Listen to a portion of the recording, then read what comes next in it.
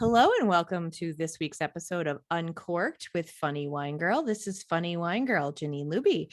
And hopefully you listened last week. I love for you to listen every week, but hey, if you pick and choose here and there, I'm happy with that too. Last week, my guest was Julie Esty, and we talked about the Dunmore Cemetery Tour.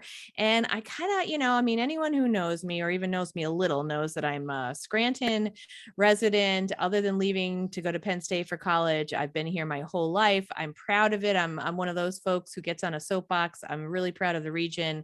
I'm an advocate for Scranton. So anytime that I can have guests on to share information, whether it's historical or their talent of what they do in the region, I love to do that. And that's why Julie was last week, and we've got some other folks coming up that'll be tied to local topics as well. And this week, it's going to be kind of not just about the region, but also about something that's going on in October. It's Italian American Heritage Month in October. So I thought, what better time than to have on Stephanie Longo, who is a local resident in Northeast PA in Dunmore, and who has written about this, and who's actually, she's going to tell you, because I don't want to mess it up, about her job that she currently has that is tied to Italian American heritage. And of course, she is Italian. Look at that dark hair, that beautiful red lipstick. Welcome, Stephanie, and thank you for joining me. Thank you so much for having me. I guess I should say grazie for that one because, we are in the Italian theme. So thank you again. Just really, it's great. And I love the fact that you advocate for Scranton and northeastern Pennsylvania, because that's something that I pride myself on as well, especially when working in the national Italian community. I always try to bring as much of an EPA as possible to it. Yeah, exactly. And, I won't go off on my soapbox, but like I went away, I didn't go far, but even at Penn State, you'd hear people like bash Scranton, and like people didn't really take time to get to know it. But I mean, I said that could happen to any town, like any town could be the butt of a joke. But like for me, I take it personally because I am proud of the people, of the architecture, of everything we have here. So I've always said that, and I love it. So any way that I can team up with people who are doing the same thing, who have pride in the region, I'm thrilled to do it. And I'll tell you what, Stephanie, I know we talked a little bit before I hit record. I don't know where to begin because we have so much here that we could talk about. I'd like to know a little bit about you first personally. We talked before I hit the record button. You're in Dunmore, which I believe you said is 12th of most Italian Americans in, did you say the whole country? Yes. So in 2014, the United States Census put out its American Community Survey, and Dunmore was number 12 on the list of top 20 most Italian municipalities in the United States. And Old Forge was number 16. And rounding out the top 20, we also have 3 towns in neighboring Luzerne County. So northeastern Pennsylvania is a hugely populated Italian area. On one of the other surveys that was done, the city of Scranton actually finishes the number 3rd most Italian city in the United States. That was not with the census, so that the survey, you might see other places giving different rankings for that. But the fact that Scranton is finishing in national surveys of Italians in the top 3, that's huge. Wow. And here, okay, I'm mostly Irish, so I'll be like, all right, come on, it's go time. What about our St. Patty's Day parade? I thought we were Irish here. No, there's room the St. for all of Patrick's Day us. Parade is like one of the top ones nationally. I think that's like the number 3 most biggest St. Patrick's Day Parade nationally. So yeah, so we have a lot of great pride, I would say, here culturally. So let's talk about, so October is Italian American Heritage Month, but I'd love to hear from you about your background, like traditions, what it was like growing up for you. Did you have to do research, or were you fortunate to have people in your family telling you stories? Like, how did it work for you? It was a mix of the two. So I was very fortunate. My mother is 100% Italian. Her father, my grandfather, he came over from a town called Guardia Lombardi in Avellino province, Italy. You can actually see it on the pillow behind me. That's our town's skyline. Oh, wow. We're extremely proud to be Guardiers in this family. It's just about maybe an hour and a half east of Naples, so in Campania. And then my grandmother's family came from what's now called La Mezzia Terme in Catanzaro province in Calabria. So a very heavily Italian family. My mother would tell me stories about my grandfather, telling her stories about the old country. My mother's grandmother, my great-grandmother, only spoke Italian. So my mother would tell me some stories about her. And you just ended up picking up some of the traditions that way. My grandfather's sister, my Aunt Jenny, I was very close to her as well. And she would tell me stories, and getting that from your mother, from your aunt, getting it secondhand about other people in your family, because I never knew my grandparents. They died before I was born. It just created something in me. It caused me to really get this tie for this place. For example, my grandfather wanted to go back to Guardia very, very much, and he died before he could make it. And I always wondered from the time I was a child, what was drawing him to go back there. And I always wanted to learn about that for myself. And now that I have, I understand. I can't wait to go back. It's home for me too. And tell us a little bit about why. And I will tell you, I mean, for me, I'm Irish, like I said. I did go to Ireland once, but I didn't have I don't have that connection, and I didn't have that in my family. We didn't have that tradition, and I didn't have the information. So for me, going to France was my bigger deal. I've never been to Italy, although the more people my friends who go say how beautiful so many different parts of the country are, that I'm going to add that to my bucket list. But tell us why that was so wonderful for you, and why you got what your grandfather was feeling. I think it's because I felt connected, not just to my mother, not just to my grandfather, my Aunt Jenny. I was connected to centuries of people in my family. I was walking the streets that they walked. I was sitting in the church. In fact, my favorite memory of going back to Guardia is sitting in the church of Santa Maria delle Grazie, which is the church in town. And sitting there, knowing this is the church my great-grandparents were married in. This is the church that my great-great-grandparents, and going back to many, many great-greats, they were married here. They lived here. This is where they were, knowing that I'm setting foot where they set foot. Going up to the baptismal font and knowing that every generation in my family, with the exception of my mother and myself, were baptized there. The pull is so strong for me that my fiance, I'm engaged, and he's actually Irish. So I understand when you're talking to me about St. Patrick's Day and everything. It's really cool because I'm so Italian. I sometimes feel like I have this myopic view of everything because it's all through the lens of being Italian, and being with somebody who's not Italian, it brings me back to earth a little bit, which is a good thing. We're going to be in Italy this November, and our engagement is actually going to be blessed in Santa Maria delle Grazie. Our parish priest, because I'll say our parish priest because it is our parish when we go over there, he's going to do a blessing on our engagement. And when we get married, we're going to do a blessing on the wedding, because we're going to Guardia as part of the honeymoon. And I can't believe that. Like, I get to be in the same place where all these generations of my family were, and it's moving for me. It's just incredible that I get to have this.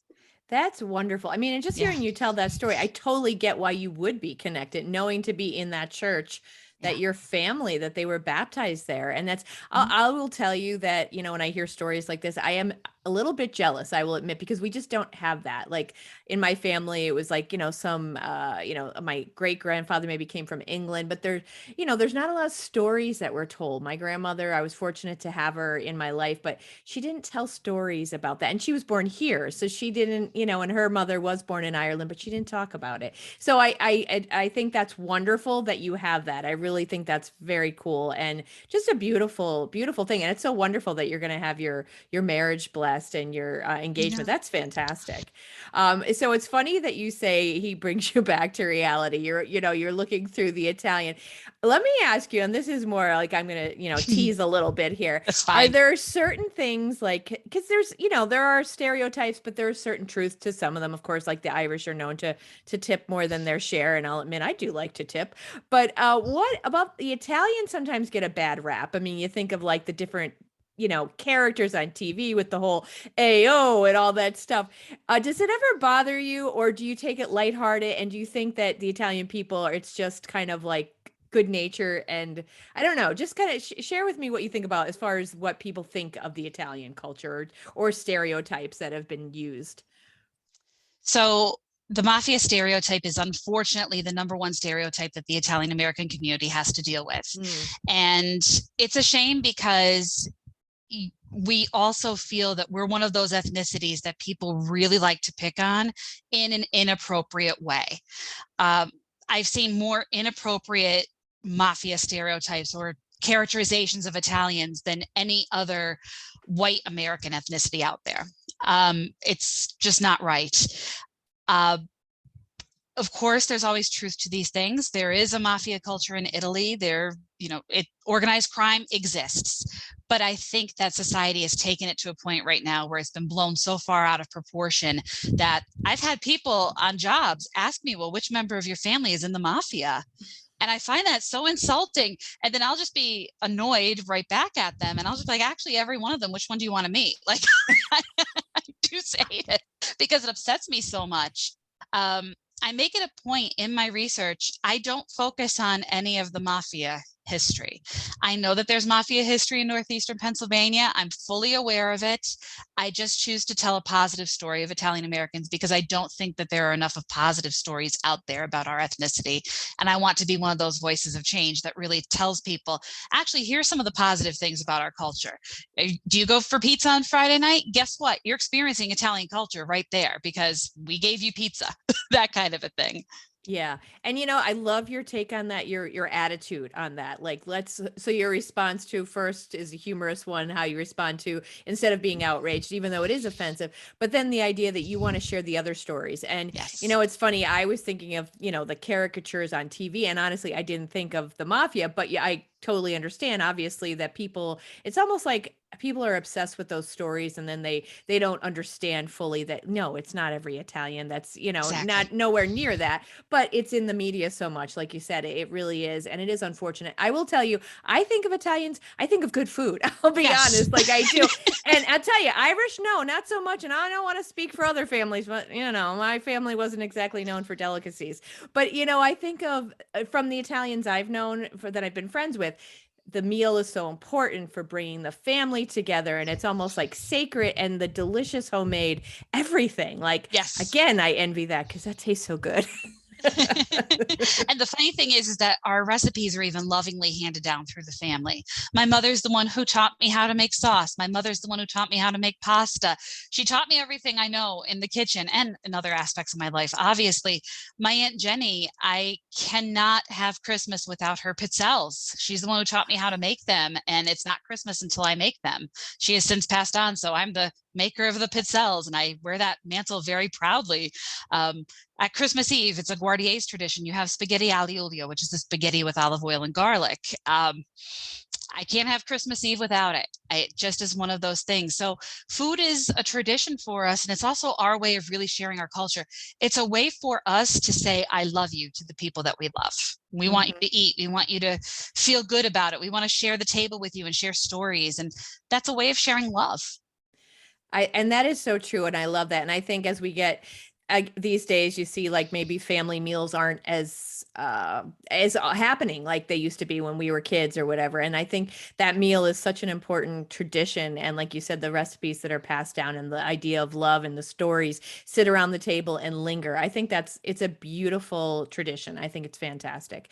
And I mean, we have every year, I mean, look at the popularity of we just had the Italian La Festa. People love to go to that because of the wonderful food. I mean, that is a great way to exhibit just the wonderful delicacies of the many different Italian restaurants in our area. Absolutely. And the thing is, Lackawanna County doesn't just have La Festa Italiana as an Italian festival. We have a whole season. It goes from Memorial Day weekend with La Corsa dei Ceri, St. Ubaldo Day in Gubbio. Gubbio, listen to me, Jessup. Getting my countries confused there. And it goes right through in Old Forest with their Filetes Festival. So we have this amazing season where you could go to St. Ubaldo and taste regional specialties from where Gubbio is. And you could go to the Filetes Festival and taste regional specialties from where Filito is in Campania. And you could go to any of them and taste the specialties of the area. You don't realize that you're tasting a culture as well. And I think that people don't notice that. You go for the festivals for the fun of it. You go to see your friends, maybe you go to have some good food, but you're also experiencing the culture in a different way. And I love it. I love going to our Italian feasts and festivals around here. I'm glad you brought that up because I think La Festa is the main one that people think of, but you're absolutely right. There's so many throughout. There's one in Carbondale as well, isn't there? Yes, Our Lady of Mount Carmel. Okay. Yes. So Mhm. there's so many wonderful opportunities to get a better understanding of the Mhm. culture. Let me ask you, do you worry that like with I mean you're young and you have these recipes and you have this love for your culture, but are there enough people, do you think these traditions will be able to do this in 10, 20, 30 years to have these festivals, these cultures, because it would be a shame not to. I mean they're important. Yes, I think that they're going to stay on. Through my job at the Italian American podcast, I come into contact with so many amazing Italian Americans who are so proud of their culture and their heritage. And there are a lot in my age group. They want to keep up their traditions. They want to learn some of the traditions. They want to reclaim traditions that might have been lost. And through the podcast, we're creating our own network of these people who are able to say, well, I'm looking for a recipe for Calabrese Easter bread. Oh, I happen to have that recipe. Let me email it to you. There was this amazing, I'm going to give him a shout out. His name is Marty Caliendo. He is the Italian feast band guy in the Italian American community. He knows everything about Italian American feast bands and the Italian music. And he has a band himself and he goes to the feasts throughout the country and plays. I had mentioned to him when he was on an episode of the Italian American podcast that there's this Guardia's folk song that I would like to walk down the aisle to at my wedding. And I said, but the problem is I can't find the music for it. And he's like, oh, let me hear it. He's like, actually, this is really easy. Just the other day, I got an email. He was able to write the music out for me so I could give it to the organist to learn. Oh, wow. That's how wonderful this network is of people. We all want to help each other learn our heritage. We want to help each other preserve our heritage. And it all comes from the home too. My mother raised me Italian American. There are things that are so innate in me that I can't separate it from myself.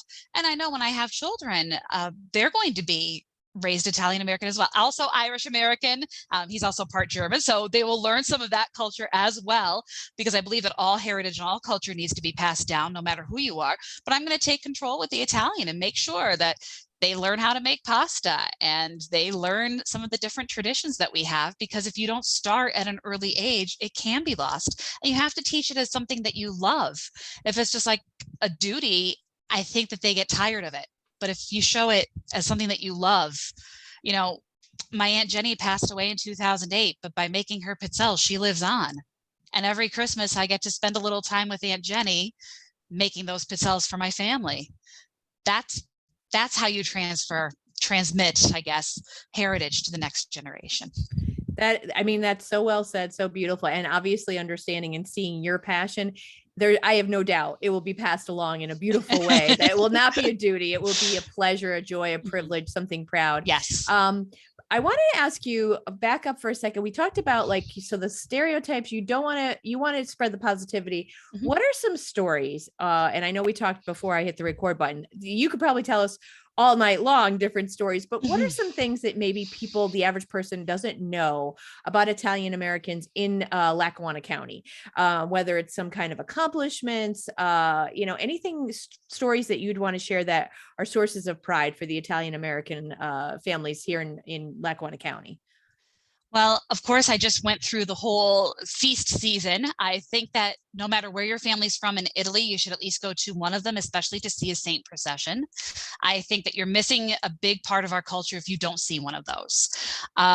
In terms of sources of pride, to me, the number one Italian American that we have to be proud of in this area is Gino Merli, of course, our Medal of Honor recipient.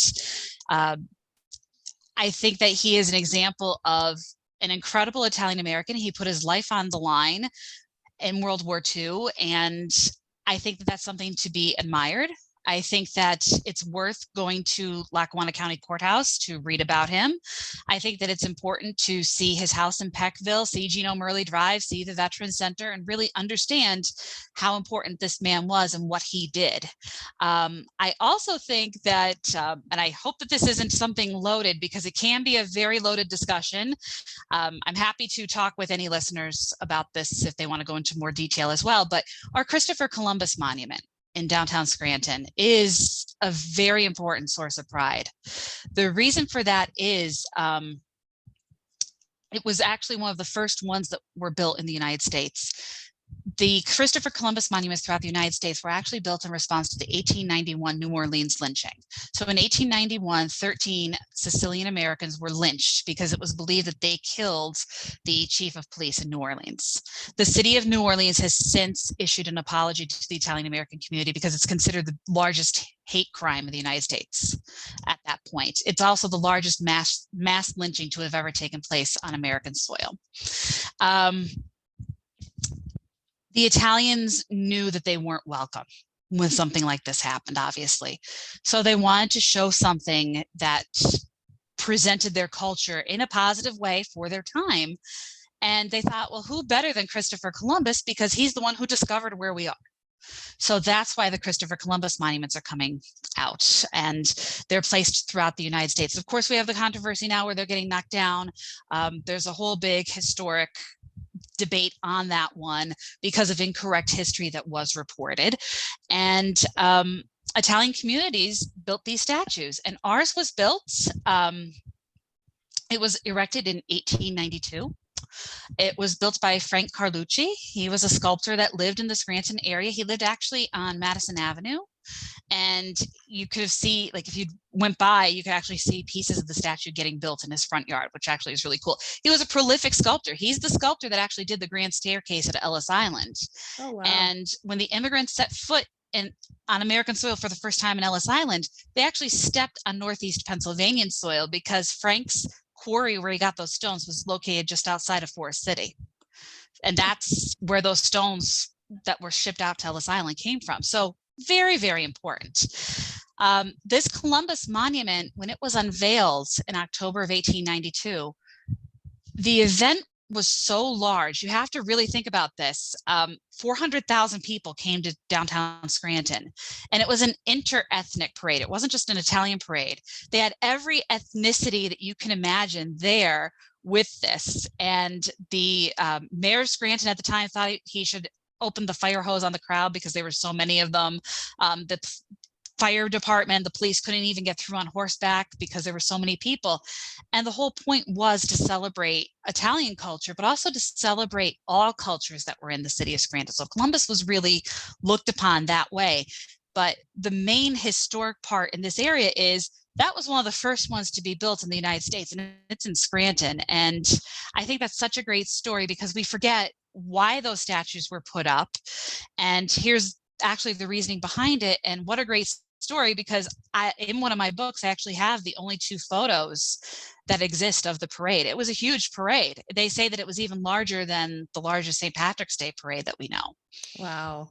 And you bring up, and I won't even, like you said, if anyone wants to discuss it with you, you're more than happy. You're someone who's done your research, the history. And I do feel like, I will admit, a lot of times I'm ignorant to certain facts. I don't have them. So I certainly would not espouse beliefs based on ignorance, so it is an interesting time with, like you mentioned, the monuments and statues. And I don't know exactly personally how to feel about it, because I hear what people are saying, but I don't have enough facts to know for sure without research. So I won't give an opinion on that, but I think it's great that you're offering hey, I will be happy to talk about that. And I think that is the approach we need to take anymore. I shouldn't say anymore, but always, but in this country, because it's not a matter of people want to share their truth and drop it and then run kind of thing. It's like, no, let's talk.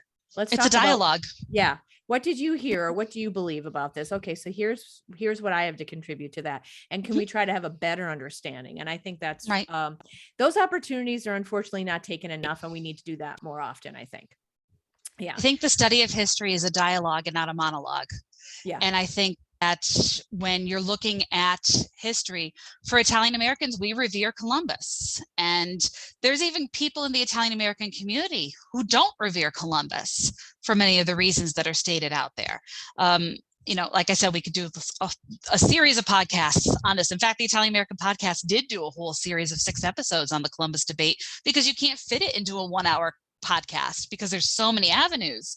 And every group has their own story about this. And I think that's an interesting thing to discover. I don't think that I have all the answers. I just know what I've studied. I know what I believe, but I'm also not going to tell someone else what to believe. I think that that's where we go wrong in culture. We start making history into a monologue that my belief is it and it's gospel, when really it needs to be a dialogue and we need to come to an understanding. We may never agree, but as long as we're respectful to the other side. Yeah, absolutely. Respectful. And also, while history is important, I think it's also important that we live in the present, and with the present, respecting one another and living in the world that we're in. So yeah, absolutely. 100%. So I want you to talk about for a minute, you mentioned it a few times, the podcast. Tell us a little bit about the podcast and what your role is there and where people can check that out, because there are people out there who might be like, listening, thinking, I would like to hear that more about, those 6 different episodes. So I'm the associate producer of the Italian American podcast. We are the first and most well-known podcast by and for Italian Americans. We cover all sorts of incredible topics. Food is a big one. I'm not going to lie. It should be. You can't get an Italian that doesn't want to talk about food. I think that would be like a cultural taboo to not want to talk about food if you're an Italian. Then we talk about other aspects too. We talk about history. We talk about our culture. We talk about current trending topics that are happening in our community. And we try to break things down so people understand it. We want people to understand our culture. We want to go beyond those stereotypes and have people understand, okay, there's more to the Italian Americans than the mafia and the Goombas. You were talking about the Goombas earlier. That's how we refer to them. The ones that are AO, that type, they're the Goombas. There's more to us than that. And we love communicating with listeners, and we love helping them rediscover their heritage. Or if you're not Italian, just exploring and discovering our heritage and why we're so proud of it. You can check us out at ItalianAmericanPodcast.com. And I think that the hosts of the show, they all bring something incredible to the discussion. And I think that if you listen to it, you're going to learn something. And if you listen to it, you're also going to have fun. That's what we really want from this show. We want you to have fun, and we want you to learn something. Well, I mean, and hey, what's the best way to learn something, right? Having fun. That's exactly a great way to do it. So, yes. So that sounds awesome. And I mean, like you said, you don't have to be Italian, but if you just want to learn about it, and my gosh, you mentioned food. Hello, food. Everybody, a lot of people, everyone I know loves Italian food. So that would be great to listen to. Do you ever share recipes on the show?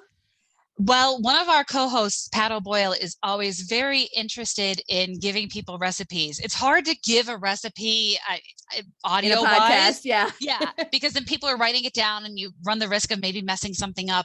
But Pat and all of the co-hosts are always willing to give a recipe. And Rosella Rago is another one of the co-hosts. She has Cooking with Nonna, and she has cookbooks and everything, so you could get a lot from her as well. Well, yeah. That sounds great, though. That really does. You also mentioned, before we hit the record button, you have another role and you're working with the youth. Yes. And I don't want to mess up because there's a mouthful. I want you to tell us about what that is, what's going on there. Sure. So I am the National Youth Co-Chair of the Conference of Presidents of Major Italian American Organizations. And yes, that's a mouthful, but it's a wonderful mouthful. I'm so proud to have this role because we are working to reconnect Italian American youth with their heritage and culture. And we're going to have the first Italian American Youth Summit in January. And I'm so excited about this. I can't even tell you. I'm working on some of the marketing for it now. My day job is in marketing and communications, and that's my background. So getting to do this for Italian things, I don't work. I have fun every day because I love communications as a field, and I love my heritage, obviously, and getting to put the two of them together. It's just a blast every day. That is awesome. So this is the first Italian American Youth Summit, and where will it be held? Fort Lauderdale. Okay. Yes. Well, yes. Hey, okay. First time when I think Italian, I think Fort Lauderdale. No, I'm just kidding. I'm sure there are many reasons that go into choosing a location. So what will happen at this summit? Obviously a lot of culture, like different speakers, presenters, different things like that. Different things like that. We're going to have a lot of fun things for the youth, a lot of opportunities for them to connect with each other, because I think that's going to be key.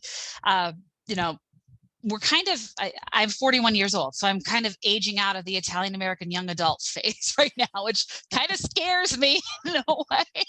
Although I like to think that I'm eternally youthful, but they need to have conversations with themselves, amongst themselves in their 20s. How do you live your heritage to this day? And we're going to be there moderating, helping them out a little bit so they make these connections.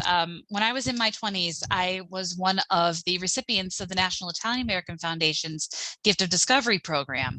And they chose 2 people from every state. So I was one of the ones for Pennsylvania. And we went to Sardinia for 2 weeks. And I still am close with a lot of the people that I met on that trip to this day. And that was 2002. So it's 20 years ago. And when you're meeting people that have the same culture, the same background, more or less, it helps you reinforce those cultural ties. So I am beyond excited. Plus I get to add like the social media and the digital stuff to this too. So I'm beyond excited. I cannot wait. So you're loving this. Yes, I am. Yes. That's great. That's really awesome. Is there anything so for October is Italian American Heritage Month. Are there any things that are going on locally or opportunities for people to learn and for people to celebrate? Sure. So actually we are going to be having the Lackawanna County Italian flag raising on October 1st. Lackawanna County is wonderful. They always make sure that they raise an Italian flag for the month of October. They try to represent all the ethnicities for their Heritage Month. So for us, it's October and we get to go, and they really do a nice job with that. So we can't thank Lackawanna County enough for that. And also on the same day, so I'm pulling double duty that day, the Lackawanna Historical Society is doing a local history fair, and I will be there with my Italian American books and things. And Kyle Mullins, our state representative from this area, was absolutely wonderful. And we worked together to get the Commonwealth of Pennsylvania to declare October Italian American Heritage Month in the Commonwealth. So a wonderful thing. There's lots of things always happening. My October schedule is starting to get really full and really confusing because just with appearances and talking to people. I will talk to anybody about this. I just love it so much. The main point of Italian Heritage Month, and I always say this, even if you're not familiar with our culture, you have an entire month to discover something. So go to an Italian restaurant if you've never been before, or if you have, order something off the menu that you've never tried. I think food obviously is the easiest gateway into our culture because we just have such a food heavy culture. If you're more interested in it, or if you are Italian American, that bookshelf behind me is filled with books by Italian American authors. It's 100%, with the exception of my fiance's books, all Italian American. That's important because we have to read these writers and see what they're saying, because they're telling the story of our ethnicity. And you could go, there's a wonderful bookstore in Boston. It's called I Am Books. It's only Italian and Italian American authors. Just go on their website and pick something that's interesting. You don't have to make a big celebration for Italian Heritage Month. Just try to do something that connects you with your heritage. Listen to an episode of the Italian American podcast and you're able to do that, or make an Italian recipe. There's so many different ideas that you can use to celebrate this. If you are Italian, if you're not Italian and you want to discover it, just do one small thing and hopefully you'll enjoy it, and hopefully it becomes a part of you. And if not, at least you've given it a try.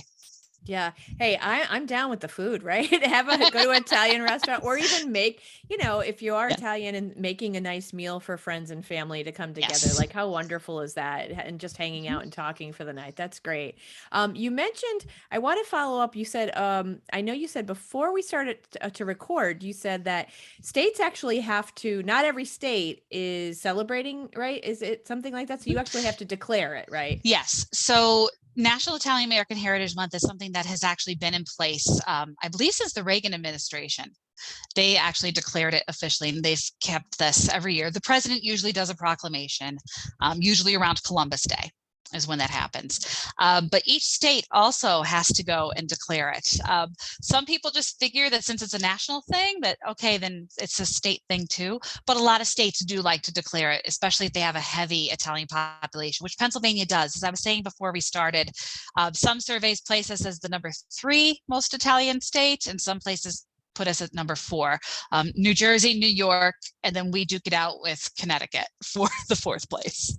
Wow. And you know, it makes sense. Like I never realized I knew there was a heavy percentage of Italian culture with all like, you know, we talk about Old Forge pizza, we talk and La Mhm, Festa and things, but I didn't realize that it was like third or fourth out of the whole mhm. country. Like that's wow, that's a lot. It's a lot. And I think people don't realize it because you don't think of northeastern Pennsylvania as a heavy Italian area unless you actually study it.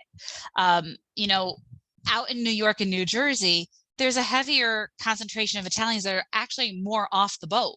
We're several generations back. I'm the granddaughter of an immigrant, and a lot of the people that I know out here are great grandchildren of immigrants.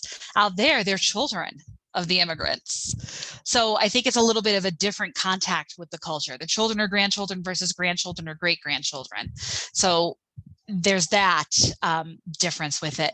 Plus, too, I think that because of the size, you know, New York City, it's our largest Italian American city. So, of course, the Italians are more concentrated in their Italian neighborhoods. The Italian neighborhoods stuck around, they still exist. We're here, they're not quite as they were back several generations ago, but we still have the remnants of it. Like I always say to people, if we had a little Italy today, it would be West Scranton. That should be our little Italy, because that is our Italian neighborhood with St. Lucy's, with Catalano's, the Victor Alfieri Club, everything there. That's still a heavy Italian area, a heavy population. But in New York City, in some of the neighborhoods, or especially in New Jersey, there's stuff like that on every corner. So it's just a little bit different. So I think that people see what's out there and they try to compare what we have to that, and you're comparing apples and oranges. Yeah, yeah. It's funny. I was just going to ask you, do you have any favorites, like in Little Italy? Because I know, I mean, I was never. I would go there, you know, visit New York City through the years, and I feel like it's changed a lot. As far, I felt like it was getting a little bit smaller. Unfortunately, the one time I went, I was like, okay, I'm being chased down the street, and for a fake coach person, I'm like, okay, that wasn't Little Italy before, so it's a little different. But are there any favorite places that you have that are still there that you would like to go to? Oh, absolutely. So E. Rossi, that is the nation's oldest Italian American goods store.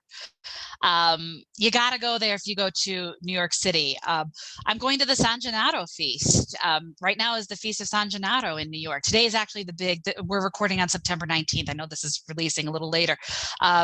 Today is actually the Feast of San Gennaro, so the miracle of the blood, which is blood did liquefy this year.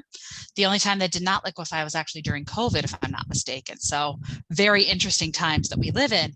But they have this feast in New York City as well. So in Naples and in New York, because of the heavy Italian community. I can't wait. That's like Italian wonderland there for me. And I'm just ready. It's like, okay, I'm not going to eat anything all day because it's power eating when I get to New York City. I want everything.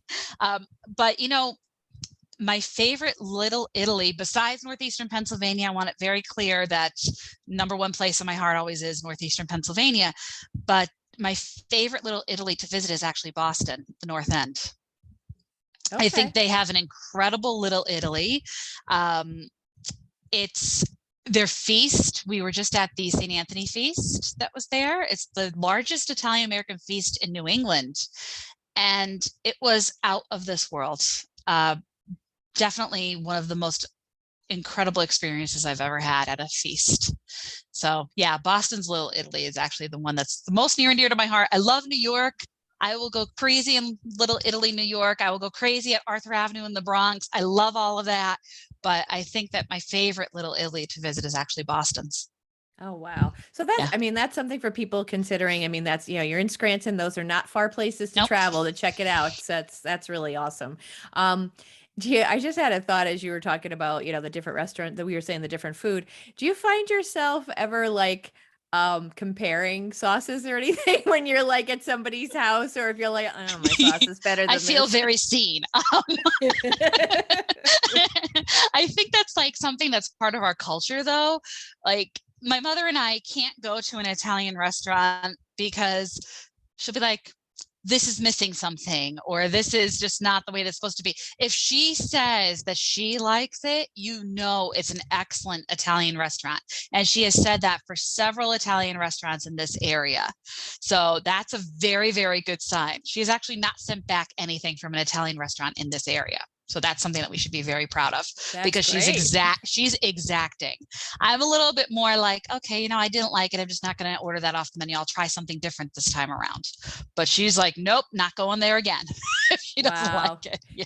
See, that's when it comes in handy to be like me from an Irish household where we didn't really make anything that good. I'm like, this is yummy. And then people will be like, no, that sauce is nothing. It's like, no, it's pretty good to me. I don't know, my Irish palate. It's the joy to cook for my fiance, Sean, because he loves everything I make. And I'll be there like, I should have added more of this, or he's like, this is fantastic. I'm like, really?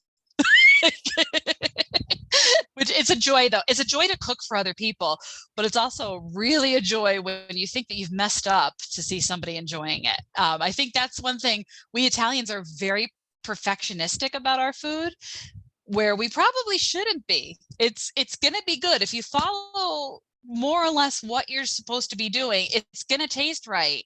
Don't worry about that so much. And I think that it's, like I said, it's good to have people around you that aren't Italian who bring you back to earth. So otherwise you could be cooking for 5 hours, right? I didn't get that right. Exactly. Let me start over. Yeah, exactly.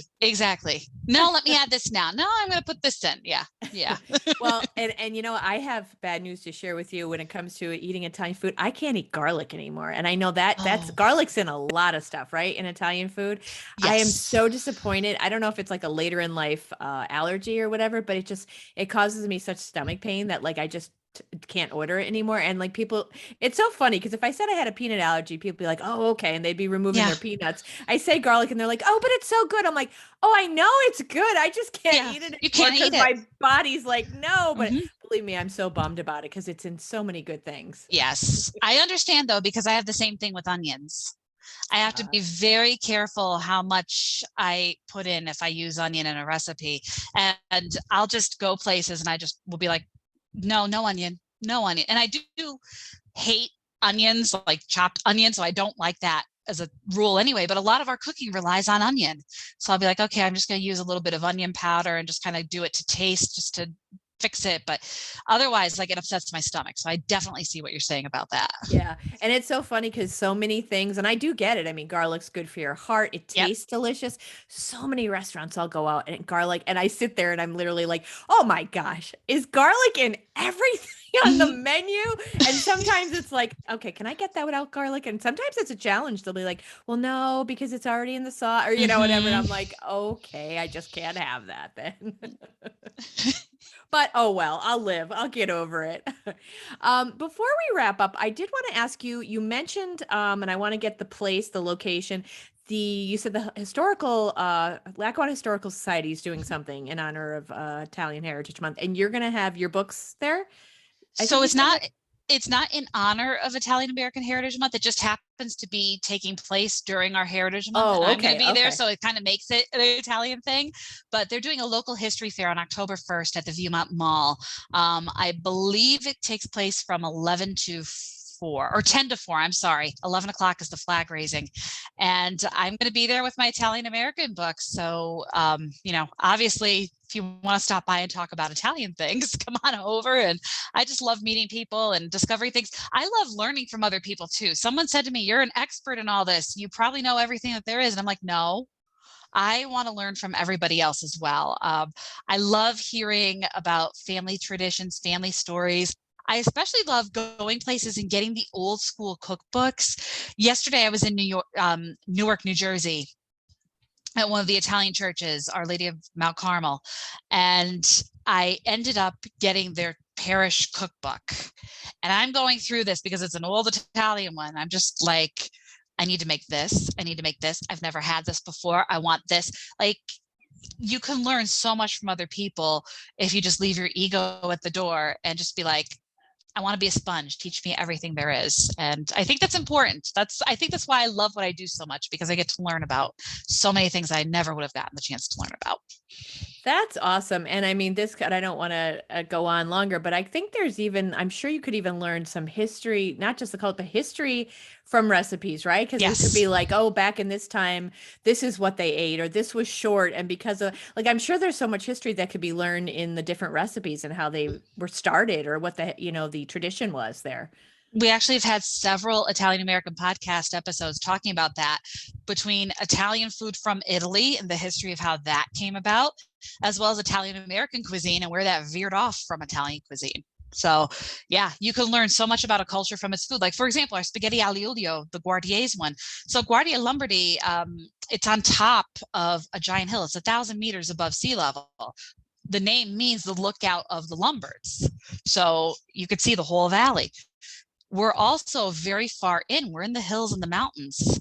So fish, everybody says, like, you must do the 7 fish for Christmas Eve. I'm like, no, because it was hard to get fish from Naples to still be fresh by the time it reached Guardia. It's an hour and a half by car. Imagine back in the day when it was horseback. So we just ended up with spaghetti aglio olio, and that's our Christmas Eve tradition.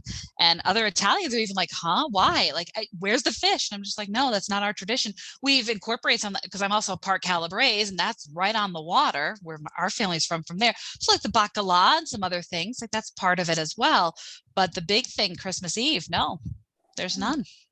That's so interesting. I mean, and that's another reason why to like take some time to learn, about that. It's just like then you learn a little geography, like, oh, that's Yes. where that town is located. It's high in the mountain or it's close to the sea. Things that people wouldn't necessarily think about. That's really interesting. Yeah, I love it. I love discovering different things like that, because it's like, okay, that's why we do what we do. Very cool. So people can, I think it would be great. People in the Scranton area, Lackawanna County, Northeast PA can check you out, see you on October 1st at the Viewmont Mall as part of Lackawanna Historical Society's event that day. So they could talk to you. You'll have your books. You have how many that you've written? I have 3. 3. Okay. And they're Yes. all obviously, I don't want to assume, but I assume they're all about Italian American culture, right? With the exception of my book on Dunmore. So my first one and my most recent one, very heavy Italian American history. My Dunmore one is actually the history of the community. But of course, because Dunmore is so high up there, of course it veers into Italian things, but it's also non-Italian as well. Okay. All right, Yeah. cool. So people can learn Italian American history and local history as well, and just maybe even swap some recipes with you. I don't know. Do Italians share recipes now? Yes, we do. Believe it or not, we do. We're very nice about that because, again, if it's especially something that's like for a holiday, when I mentioned that I would love to recreate my grandmother's Calabrese Easter bread, I got so many recipes from so many Italian Americans that listen to our show that were like, here's what you do for it, and here's how you make it. So at Easter time, I remember showing them all to my mom and be like, all right, which one's the closest, do you think? And we've come very close to recreating my grandmother's recipe. So yes, it's very important to share recipes. That, I forget if it was, you hear the jokes in different shows or whatever, like, oh no, she took that to her grave, or like, oh no, she'd never share that. But, it's so nice to hear you say that people want to share, because really you're sharing joy, right? If food is love and, you're cooking for people you love and it's a joyful gathering, then that's absolutely a positive thing to help share and say, hey, I want you to have this beautiful meal for your family and with your friends. So that's wonderful. That whole sharing sentiment. Yeah. Yeah, we're really proud of it. And I think that it's also, I hate to say, a little bit of an ego boost, because it's like, yes, I make this wonderfully. This is my best recipe, and here you are. And then you have to pray to God that they get your recipe right when they're making it. Yeah. Otherwise, they're like, this is disgusting. What did she give me this for? But, if they mess it up, it's like, they're besmirching your recipe. Or it's going to be like, well, what did you do to it? Let me help you out with that a little bit. But yeah, I mean, it is something that you just want to share because you are proud of it, especially if it's a dish that you've created or if it's a family dish. I can't thank my Aunt Jenny enough. If I didn't ask her for that recipe for the pizzelles all those years ago, she's since passed on. That would have been lost. And I have that. And now I could teach my children that, and it could be handed down. And I've given it to people. I've been like, here, you want a good pizzelle recipe? Here's my Aunt Jenny's. It's the best one that I know.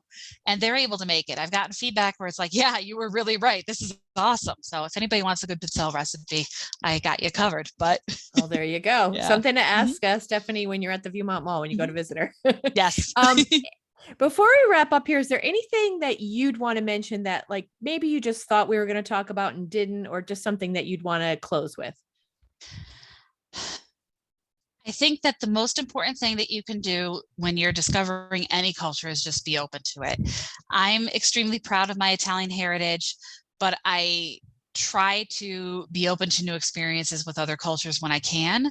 I think that it's important, especially to try another culture on by its foodways. I love going to ethnic restaurants. Non-Italian is ethnic for me, so getting to discover that is a wonderful thing.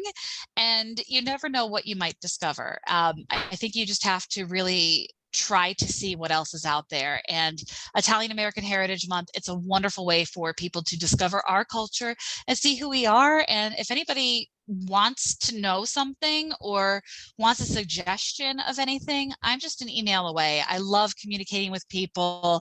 Facebook, LinkedIn, Instagram, whatever social platform you want. I am more than happy to share things with people because I think that that's how you keep culture alive. And when you make it accessible to other people, it's not so foreign anymore. That's great. And that's what I mean. And that's, like you said, keeping it living on. That's a great way. You got to share it. So that's wonderful. And in the show notes, I'll be sure to mention that. And if you want to share your email, I can even put that in there as well. But Perfect. Yeah, definitely look for Stephanie on LinkedIn and, like she said, social media, and she'll be glad to talk to you about that. So that's cool.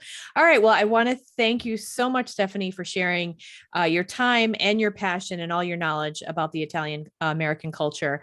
And I hope people will take the time, not even if they don't get around to it in October, hopefully soon, to try out a new restaurant, to try out a new recipe, to read a book, to listen to one of your podcasts. I think that would be great, just to learn a little bit more about Italian American history. That would be great.